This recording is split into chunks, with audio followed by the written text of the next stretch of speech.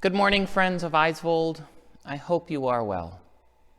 It's good to see you once again.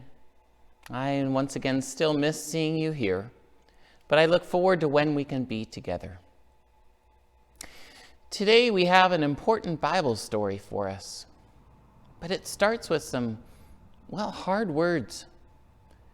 It says, "Do not let your hearts be troubled."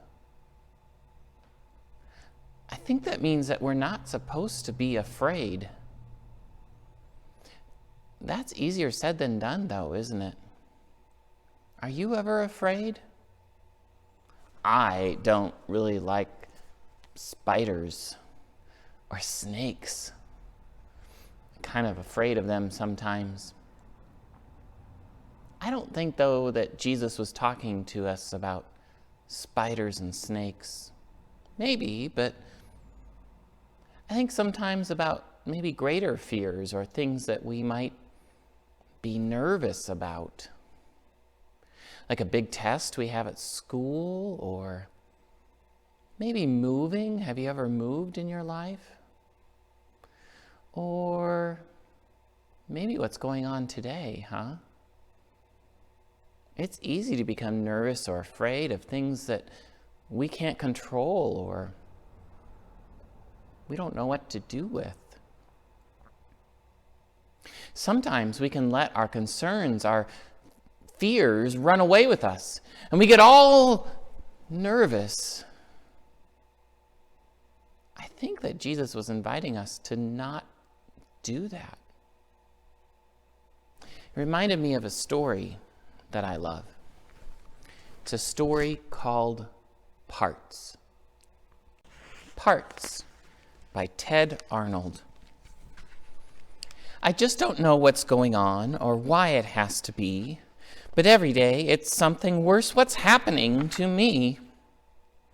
I think it was 3 days ago I first became aware that in my comb were caught a couple pieces of my hair. I stared at them amazed and more than just a bit appalled to think that I was only 5 and starting to go bald. Then later on, I don't recall exactly when it was, I lifted up my shirt and found this little piece of fuzz. I stared at it amazed and wondered, what's this all about? But then I understood it was my stuffing coming out. Next day, when I was outside playing with the water hose, I saw that little bits of skin were peeling from my toes. I stared at them amazed, and then I gave a little groan to think that pretty soon I might be peeled down to the bone. Then yesterday, before my bath, as I took off my clothes, a chunk of something gray and wet fell right out of my nose. I stared at it amazed and thought I should be feeling pain. Well, wouldn't you if you just lost a little piece of brain? So now today I'm sitting here enjoying Dr. Seuss, and suddenly I realize a tooth is coming loose. I wiggle it amazed, dismayed, too horrified to speak. Without my teeth, how can I eat? Already I feel weak. Now I'm really scared, and I'm as scared as I can be. Because finally what's happening is very clear to see. The glue that holds our parts together isn't holding me. And now I'm thinking to myself, what's next in line to go? Might be my ears, might be my eyeballs. How's a kid to know? One day I might be playing ball and have my arm fall off. Or maybe I could lose my head if suddenly I cough. Quite soon I'll be in pieces, a pile without a shape. Thank goodness Dad keeps lots and lots and lots of masking tape. What? You forgot to tell me teeth fall out? And when they do, some brand new teeth will soon begin to sprout? My hair, my skin, and everything, there's nothing I should fear? So all of me is normal? Whew! That's really good to hear. Tell me then, what's this yellow stuff I got out of my ear? Ew! yellow stuff in the ear.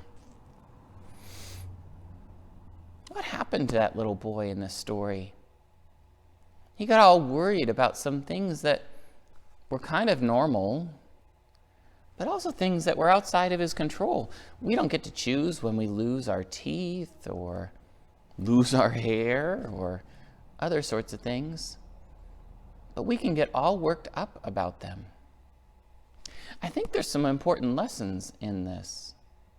One, we need to take each day, day by day, both as an opportunity to have gift in it, but also to not let tomorrow's worries become today's. Two, this little boy didn't talk to his mom and dad until the end of the story.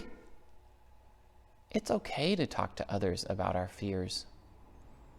We need others, especially when we're afraid. And third, sometimes our own worst enemy, our own biggest challenge in our fears is ourselves.